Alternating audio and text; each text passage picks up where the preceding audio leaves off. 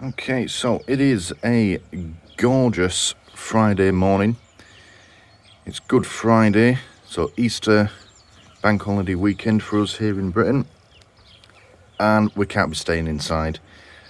I've been inside working for a better part of a month now, and I've barely been out. We're going out for a bit, and now seems like a good enough time to start some work on the cars. As you can see, there are 5 cars here at my household. 3 of them belong to me, 2 of them to my partner. The 2 at the end, the Peugeot and the Dodge, are normal day-to-day cars, and then these 3 here are our project cars.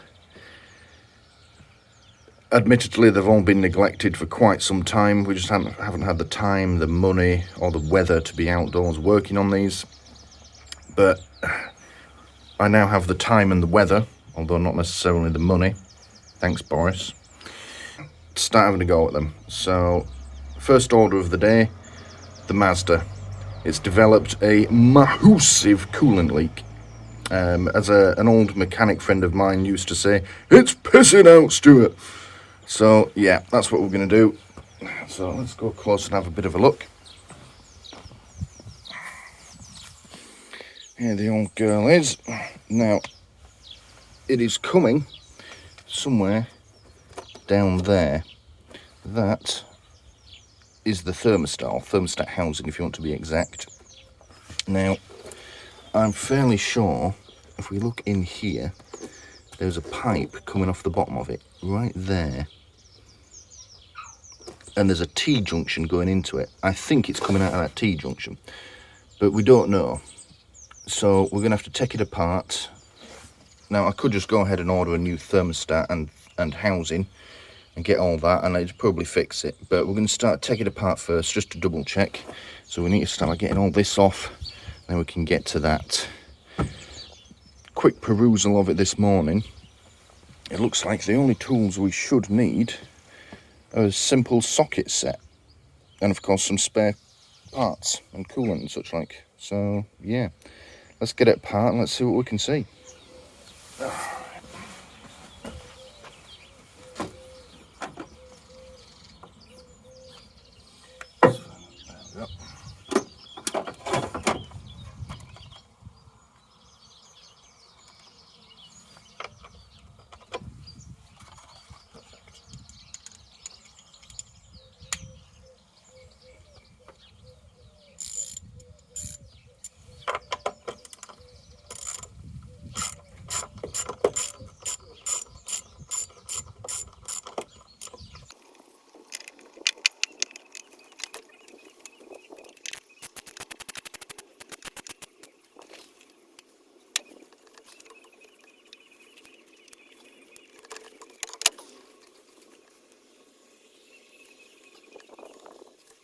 Well, should have known it won't be that easy.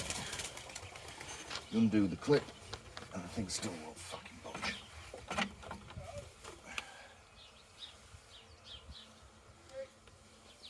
Right, let's get some more tools.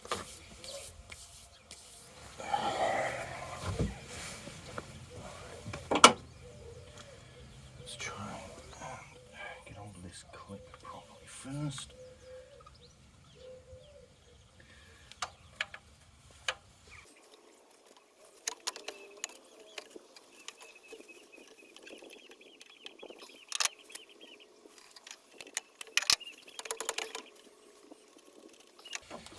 It's going to come off one way or the other.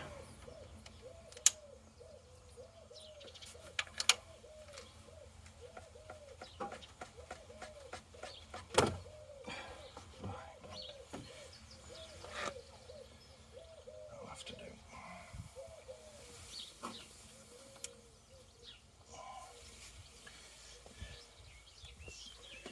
Alright, now that I can actually see, we're going to start her up, and I think it's going to be coming out of there. I'll do one more test. Money's tight, so I don't want to be ordering parts we don't need.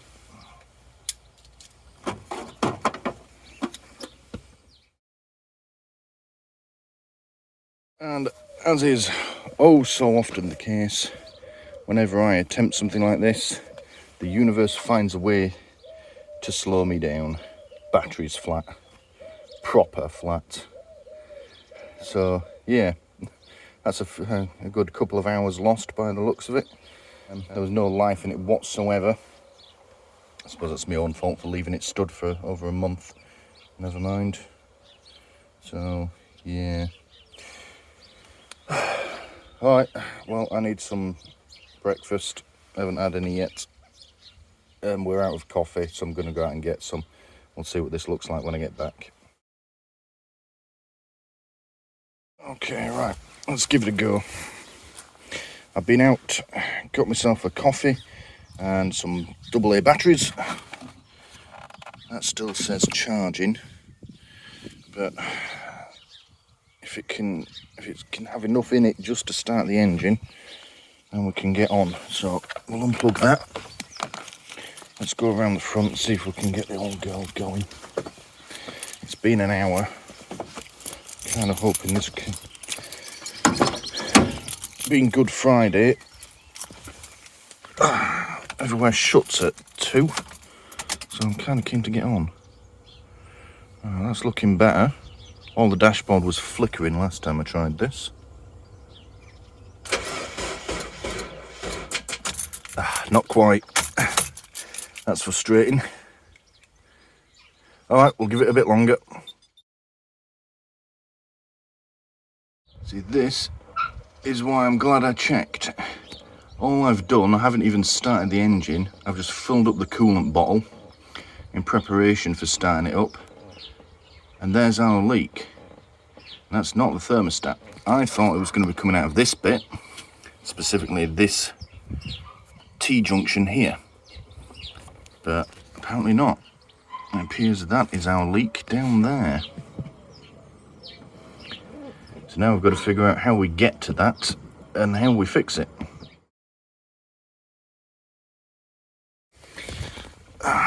So there is our leak right there. Didn't even need to start the engine. Fill the coolant bottle up to the top and it just starts pissing out of that hole. Now that, if we follow this pipe up, it comes around here and then into the thermostat. So, yeah, I was in the right area. That's going to be a fucking pain in the ass to get to. I really don't want to start taking belts and pulleys off of this thing. I was hoping it'd be a simple matter of just unbolting it and bolting a new part on. But cars are never simple.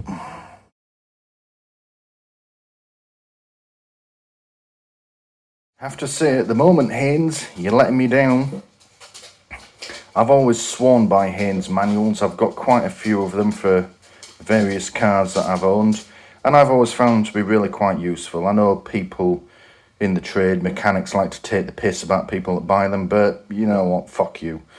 But at the moment, this one's letting me down. I think I've identified the part it's coming out of. Nothing in here on how to replace it, or even get to it, or even what it's called. So yeah, it looks like it's the inlet pipe to the water pump. Thankfully not the fucking water pump itself, because that involves taking all the cam belt off, which I just, well, I don't have the tools or the skills to do, so. But yeah, not too impressed at the moment with your Haynes. Alright, so I didn't actually do any filming for the next few hours working on this car. Reason being, there wasn't a right lot going on. All you would have seen was me just removing one part or undoing one bolt to find that I then have yet another one to undo. And I actually spent most of the day just trying to get to see the part that I need to replace. And to do that I had to remove, well, you saw me remove the intake, the air intake earlier. The air box with the air filter in it, that all had to come off. That included disconnecting the air mass meter and what I'm assuming is an air intake temperature sensor as well. That all had to come out. The washer fluid bottle, that had to be removed, and it has this enormous brass bracket that holds it in place as well. That all had to come out. And then I spent probably about 4 hours trying to remove the aluminium heat shield from around the exhaust manifold. And the reason that took me so long is one of the bolts was rounded off that holds it in place. And it couldn't have been one of the ones at the top that was easily accessible. No, it had to be the one that's down the back of the fucking engine with two other coolant hoses in the way of it. So yeah, there's no footage of that, but there's not a lot to see really, other than me leant over the engine bay just struggling to get this damn bolt out. It finally came out, but fuck me. One bolt broken, rounded off, seized up. It can just ruin your entire project. This could have been done in one day in theory, but it's now at least going to be a 2-day project at this rate.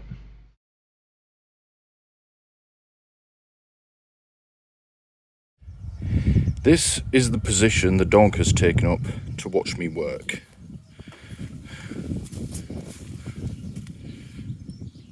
Ella!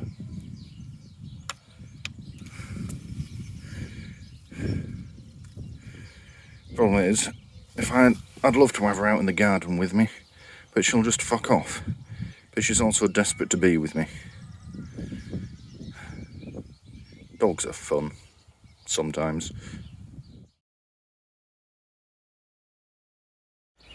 Alright, so it's now nearly 5 o'clock in the evening, and this is the progress we've made. I have spent, Christ knows how many hours, trying to remove this little nut. It was down there, completely inaccessible and rounded off. But it's out. And the bit I was trying to remove was this, the heat shield that sits over the exhaust manifold right there. And the only reason it needed to come off was so that I could have a look at this pipe arrangement along here. It goes up and under the manifold. And looking at it, yeah, there looks to be one bolt holds that pipe in place. If we come in here, that bolt there has a clamp attached to it that these other bolts don't have, and it appears to be holding that coolant pipe there in place. And the reason I'm interested in that is if we follow it under here, it goes into the part that we're looking to replace that's behind this, which is the power steering pump. I think the power steering pump is going to be a job for tomorrow, because I've been bent over this car engine for around 6 hours so far today trying to get that fucking thing apart. And I've had enough. I want to go make some chicken. We're going to tackle removing that pump tomorrow, because somehow I get the feeling that's also going to be a fucking ball ache to do. In the morning. So I thought I'd just take this opportunity to share these pictures that I took of this little critter that was waiting in my outdoor socket.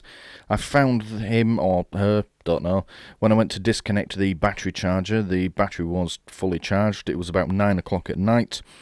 At least as far as I can identify this, it is a false widow spider, and it's one of Britain's few venomous spiders. I seem to get quite a few of them in and around my house.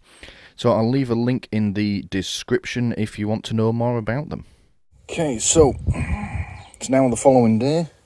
It's not the following morning. I had stuff to do this morning, and then I had to work, and then it turns out that my current socket set wasn't quite up to the job of removing this power steering pump, so I had to go out get another one. It's a bit more meaty and up to the job. So yeah, it's now 5:30 in the evening. I'm going to try and get a bit of work done before the light gets too bad. The sun's setting behind the house. We're at the front of the house, so we're in its shadow now.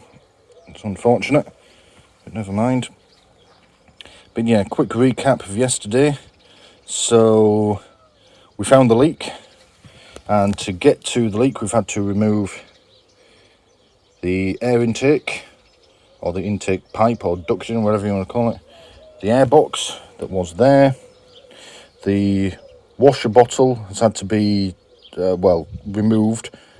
The enormous brass bracket as well has had to come out that holds the washer bottle in place, and the heat shield around the exhaust manifold has also had to come out.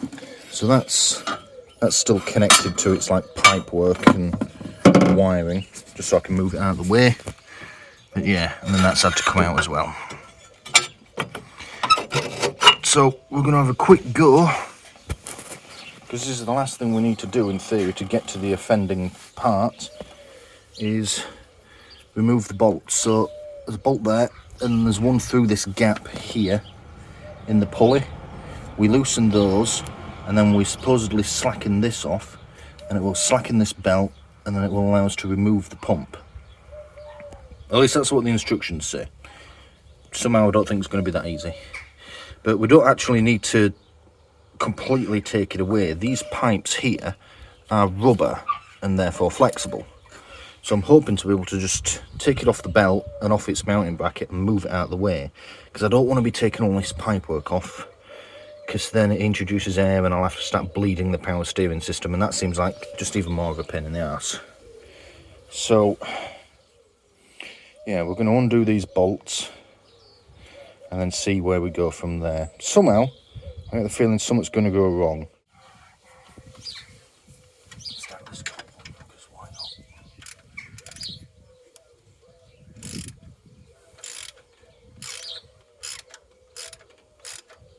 That's coming away surprisingly easily. I am sceptical. It's too easy. What's wrong with it? Oh, there we go. That one doesn't want to move.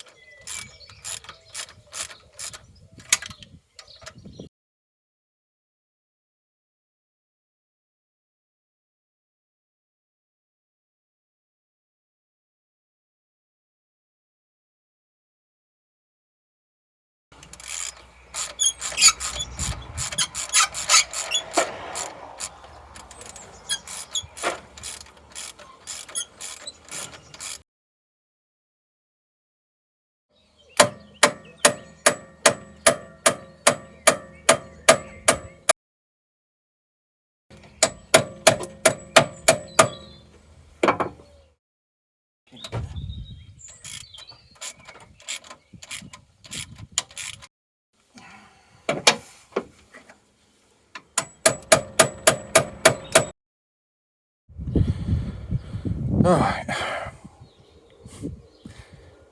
Now for a second there I thought things were going well. First bolt came out really easy. Second bolt, a little bit of resistance, but once we cracked it, it came out. The tensioner bolt though, fuck me. This thing does not want to slacken. It seems to be getting stuck, and no matter how hard I hammer at it now, it was getting stuck down here. I've managed to hammer it back and it is looser now. That moves, and this belt is now really slack. But I can't get it off the crankshaft pulley. And even if I did wrench it off, I've got to get it back on again. So I need it to be looser. So we'll keep going.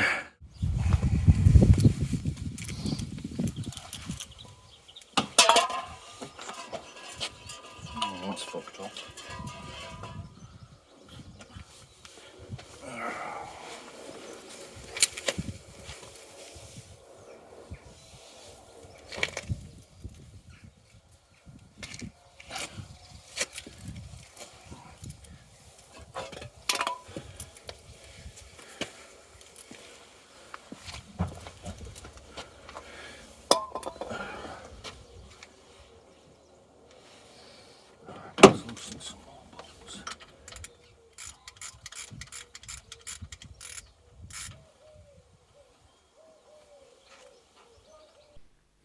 Hello, Stuart in the edit here.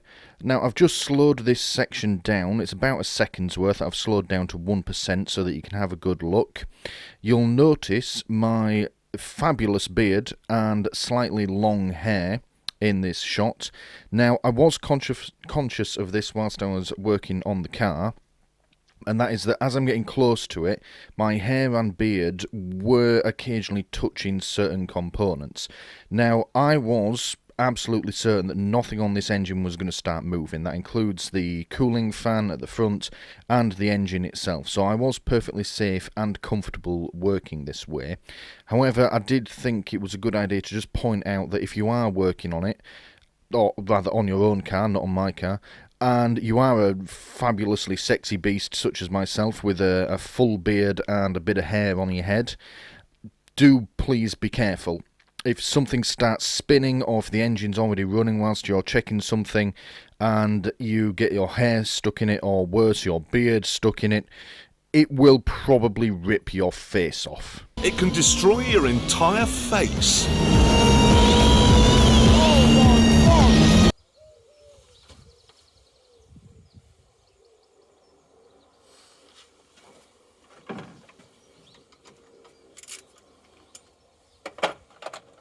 About 2 sets now.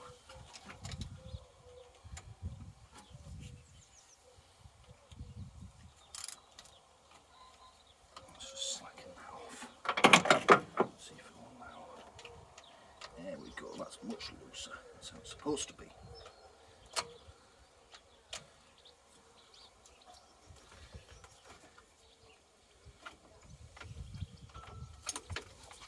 Hey. Look at that. Belt as well is actually in pretty good nick. I'll show you this. Yeah. It's alright, that. So much else in the engine bay is obviously old and coming apart, so it tells me these belts aren't quite so old. Now that's off, it should let me undo these other bolts and get the whole thing apart.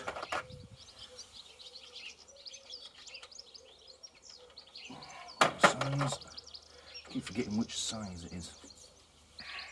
14 mil. Wet.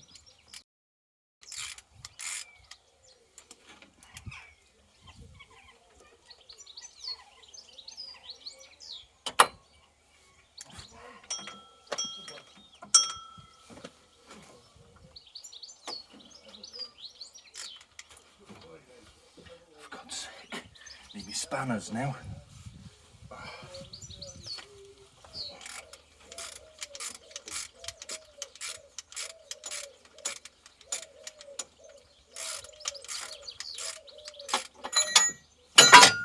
Oh, for cock's sake.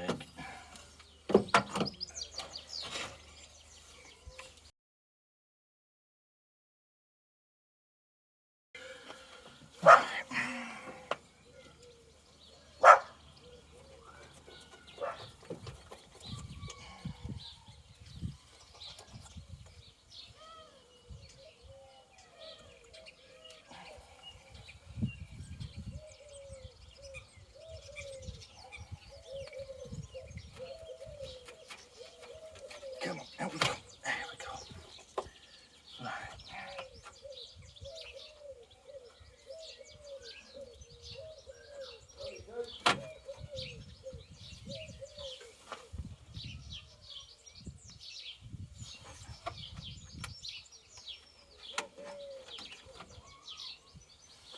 Alright, I'm going to say great success.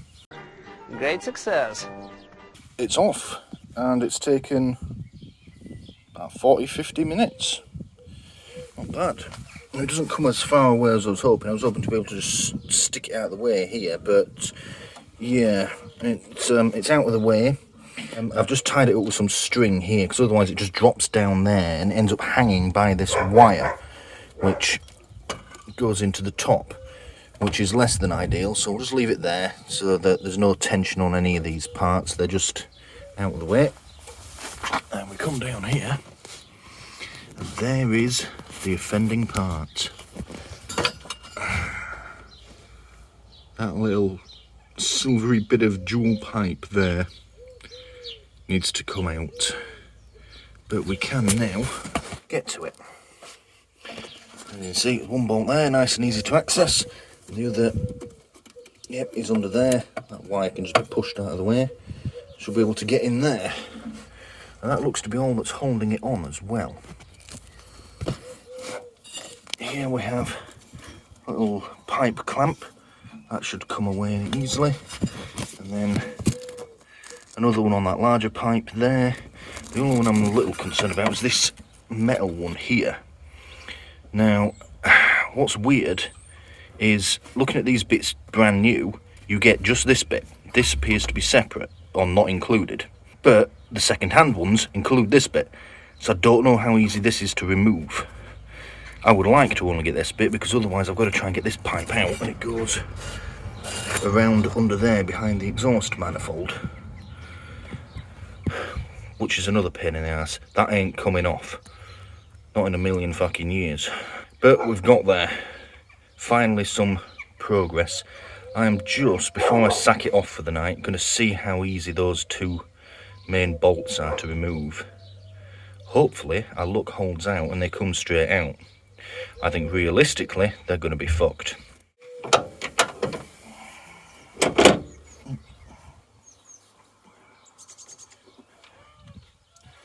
Nope. So that's better. Okay.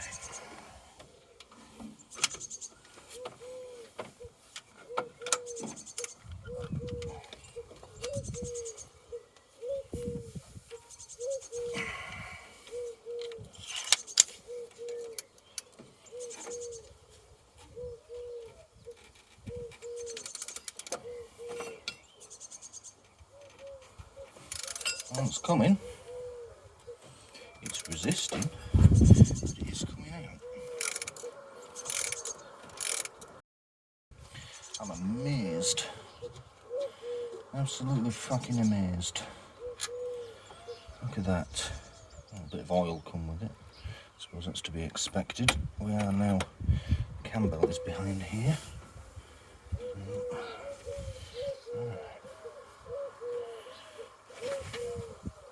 Let's try and get to the bottom one, shall we?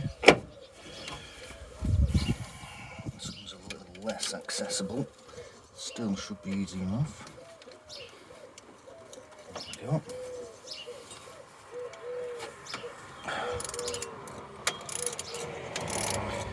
It's even easier.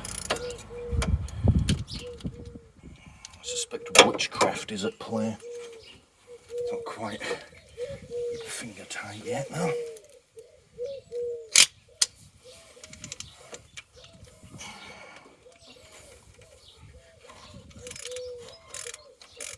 I think in the morning, when I come back to work on this for a bit longer, I'm going to dig out my axle stands first because my lower back is fucking killing me. Oh, it's loose. I'm just going to swap to this smaller one.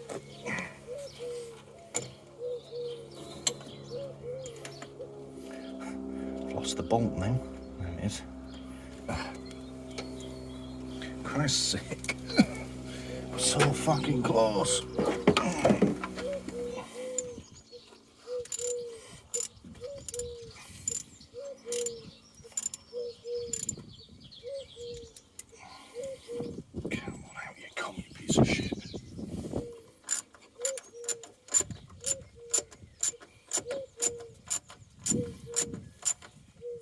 As I'm undoing this, coolant is coming out.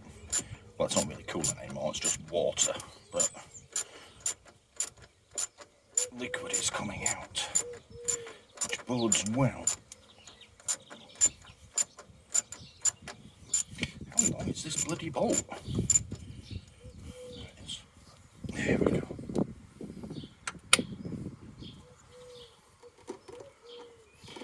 Right, that is now free. So I've just got to get these pipes away and we should have it out. Evidence of an oil leak as well. fuck that. Right, where's me pliers? Let's get those hose clamps off.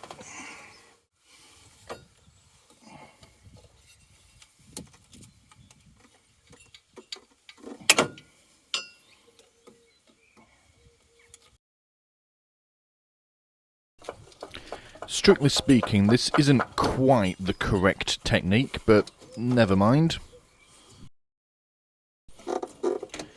This isn't much better, but to be fair, that bottom coolant hose has been a fucking pain in the arse. It would not come off.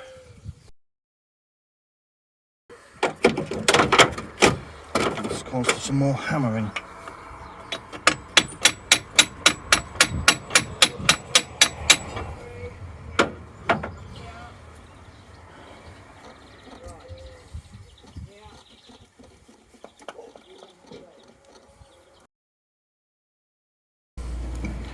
Just pausing the time lapse again here to point out that little clamp that I've just applied, the sort of locking welding style clamps, those are absolutely invaluable for any number of DIY tasks.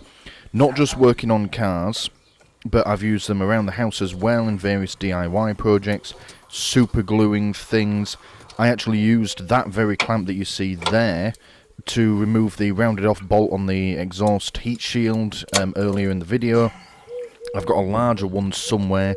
They come in all different shapes and sizes. They're all relatively inexpensive as well, but they are absolutely invaluable in your toolbox. Highly recommend you get yourself a set.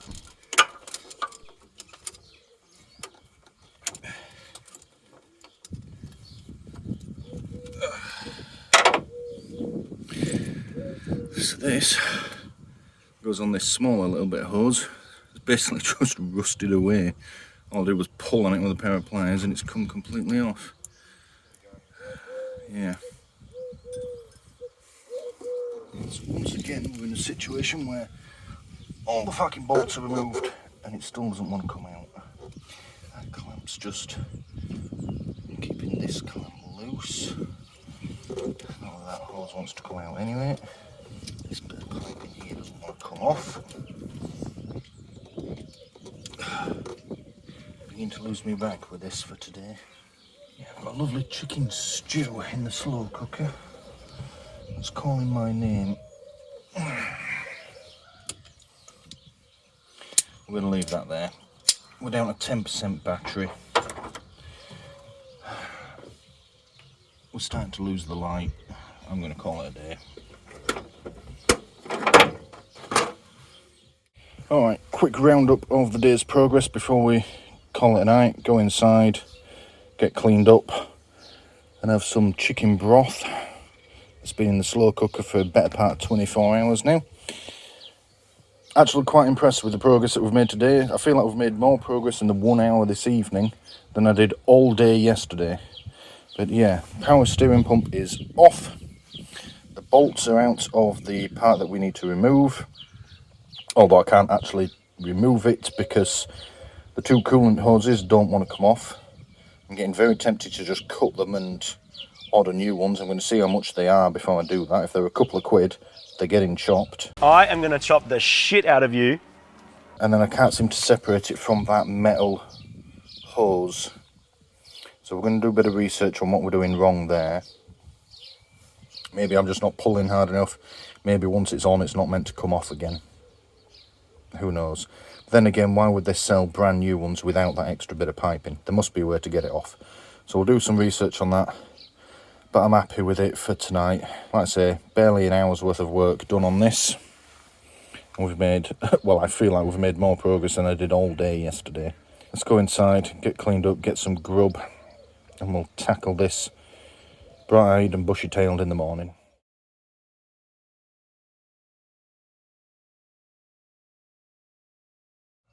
Alright. I'll put this a bit further under.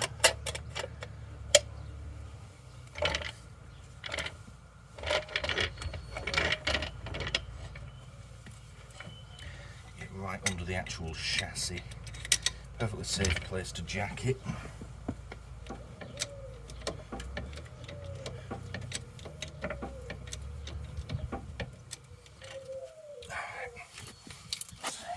this will go underneath. Yes. Nope. No, not quite. A bit more. A little higher from your jack. There we go.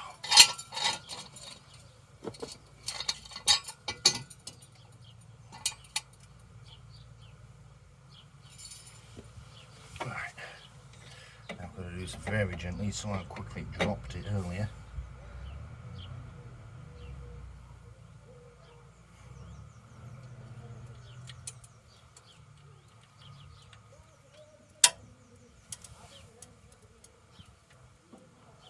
There we go, it's on.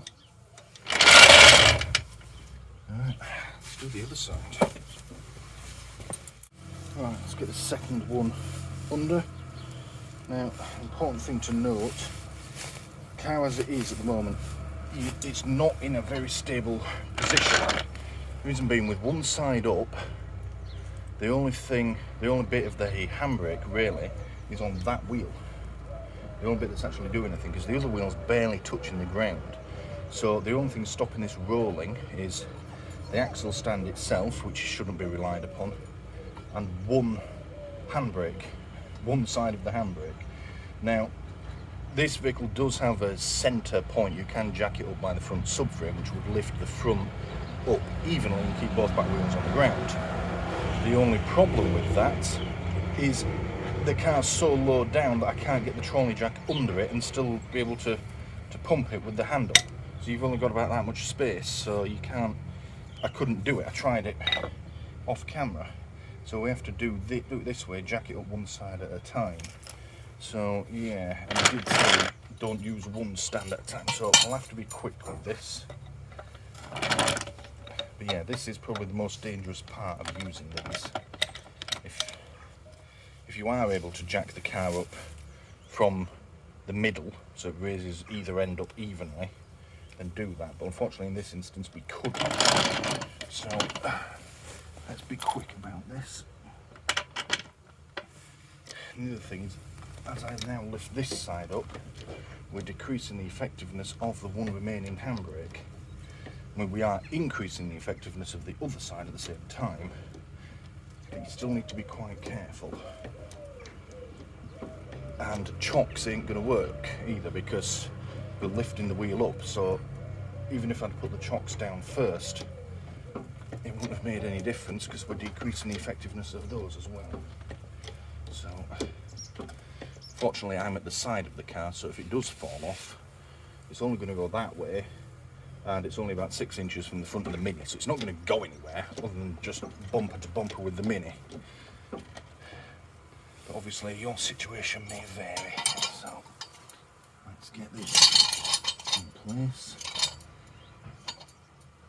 Yeah, right, down gently.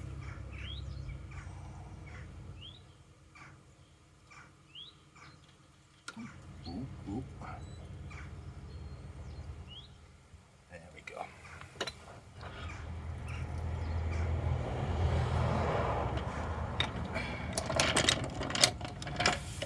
That's it, she's on. So we'll find something to chock the back wheels. I think I've got something to hand. Right, the wheel chock, nothing fancy, big lump of wood will do. You can buy dedicated wheel chocks, sort of like little triangular bits of metal. It's not entirely necessary, so you do, and then make sure it's in, and that'll do the job. Then you put one either side, ideally, so it can't roll forwards or back. In this situation, obviously, it's only going to go one way, and that's back. It ain't ever going to roll forward unless I put it in gear and make it roll forward. And of course you do both wheels. Yeah, that's all you need. I'll show you the difference it's made. As you can see, it's not raised it by much. That's where it was before, knee height. But yeah, as I was saying, the vehicle is stable. It's not going to go anywhere, so it's just as good as it being on the ground. But everything is now a lot easier to reach. I'm not having to bend over as much. I mean, if it's at the back, I'm starting to bend over. It's okay, everything's just that bit easier to reach, and I can always come around the side. there's the bit that I needed.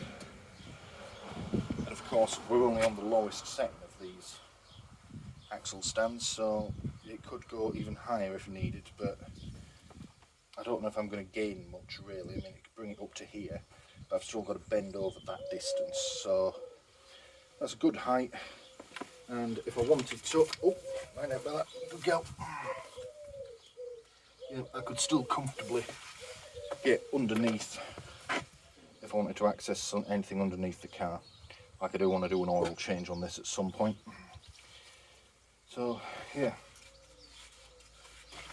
I'm happy I bought them.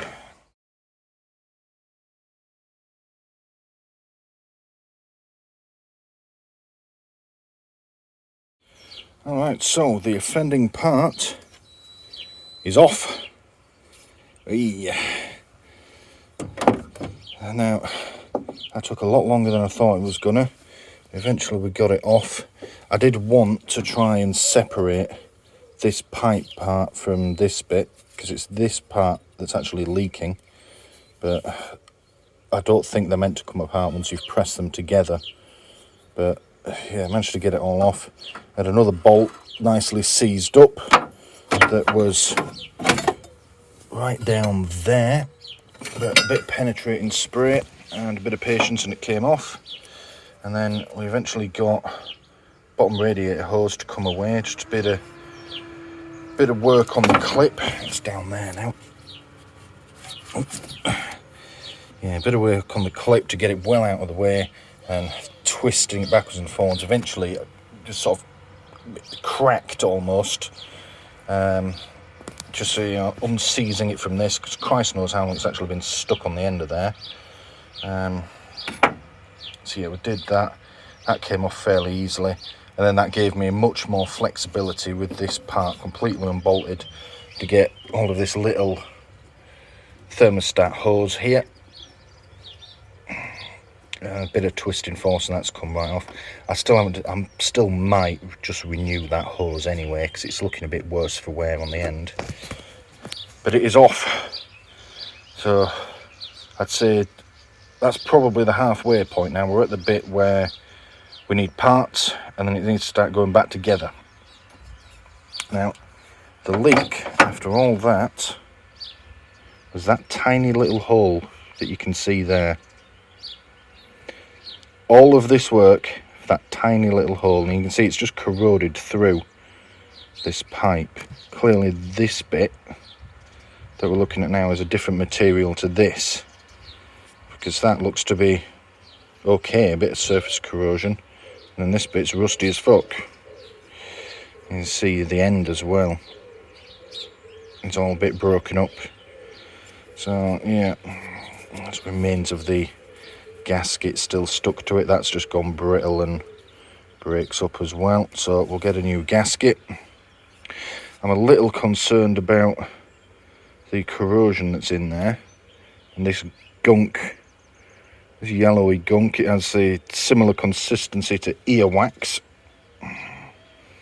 Get the camera to focus somewhat on it. Same on the inside. There's a fair bit of rust and corrosion, so we'll see if we can get some sort of special coolant or some sort of treatment for the inside of the coolant system when it all goes back together. But I'm happy with that. Now, my neck and shoulder are killing me, and there's not really much more left to do now until I get the new part. So we're going to call that a day, have a cup of tea, get cleaned up again, and then the next half of this video we'll be putting it all back together again.